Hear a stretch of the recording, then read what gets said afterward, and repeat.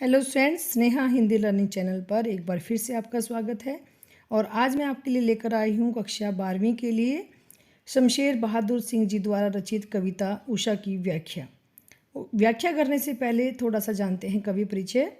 नई कविता के समर्थकों में शमशेर बहादुर सिंह जी की एक अलग छवि है।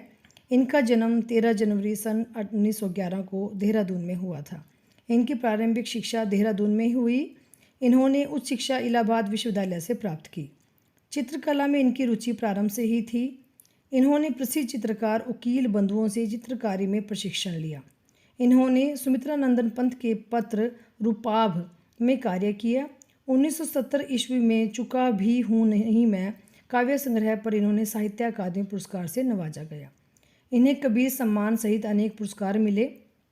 सन 1993 में अहमदाबाद में इनका देहांत हो गया। करते हैं कविता का सार। कवि कहता है कि सूर्योदय से पहले आकाश का रंग गहरे नीले रंग का होता है। यहाँ पर कवि ने उषा के समय का बहुत ही सुंदर और मनोरम चित्रण प्रस्तुत किया है। वह सफ़ेद रंग सा दिखाई देता है। आकाश का रंग ऐसा लगता है मानो किसी गृहिणी ने राख से चौका लीप दिया हो। सूर्य के ऊपर उठने पर लाली फैलती है तो ऐसा लगता है जैसे काली सिल को किसी ने धो दिया हो या उस पर लाल खड़िया मिट्टी मल दी हो। नीले आकाश में सूर्य ऐसा लगता है मानो नीले जल में गोरी युवती का शरीर झिलमिला रहा हो। सूर्योदय होते ही उषा का यह जादुई प्रभाव समाप्त होने लगता है। तो आइए करते हैं कविता की व्याख्या। और व्याख्या करने से पहले चैनल को सब्सक्राइब करना मत भूलिए, लाइक ज़रूर कीजिए।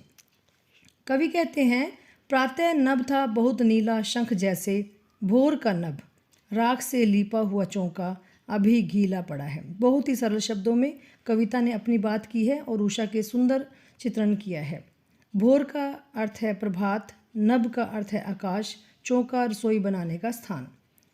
प्रसंग देखेंगे। प्रस्तुत काव्यांश हमारी पाठ्यपुस्तक आरोह भाग 2 में संकलित उषा कविता से उद्धृत है। इसके रचयिता प्रसिद्ध प्रयोगवादी कवि शमशेर बहादुर सिंह जी हैं। कविता में कवि ने सूर्योदय से पहले के वातावरण का सुंदर चित्र उकेरा है। इस अंश में सूर्योदय का मनोहारी वर्णन किया गया है।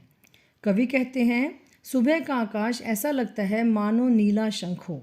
दूसरे शब्दों में, इस समय आसमान शंख के समान गहरा नीला लगता है। वह पवित्र दिखाई देता है। वातावरण में नमी प्रतीत होती है। सुबह सुबह आकाश ऐसा लगता है मानो राख से लिपा हुआ कोई चौका है। यह चौका नमी के कारण गीला है। शंख जैसे में उपमा अलंकार है। सहज व सरल शब्दों का प्रयोग किया गया है। दूसरा पहरा देखेंगे। बहुत काली सिल जरा से लाल केसर से, कि जैसे धुल गई हो स्लेट पर या लाल खड़िया चौक मल दी हो किसी ने। सिल का अर्थात है मसाला पीसने के लिए बनाया गया पत्थर, केसर विशेष फूल, मल देना लगा देना। इसमें कवि कहते हैं कि प्रातःकालीन आकाश का वर्णन, सूर्य क्षितिज से ऊपर उठता है तो हल्की लालिमा को रोशनी फैला देता है। ऐसा लगता है कि काली रंग की सिल को लाल केसर से धो दिया गया है। अंधेरा, काली सिल तथा सूरज की लाली केसर के समान लगती है। इस समय आकाश ऐसा लगता है मानो काली स्लेट पर किसी ने लाल खड़िया मिट्टी मल दी हो। अंधेरा काली स्लेट के समान व सुबह की लालिमा लाल खड़िया के चौक के समान लगती है। पूरे वाक्यांश में उत्प्रेक्षा अलंकार है और मुक्तक छंद का प्रयोग किया गया है। आगे कवि कहते हैं, नील जल में या किसी की गोर झिलमिल दे जैसे हिल रही हो और जादू टूटता है इस उषा का अब सूर्योदय हो रहा है। सूर्योदय के होने का समय बहुत ही सुंदर शब्दों में कवि ने बताया है।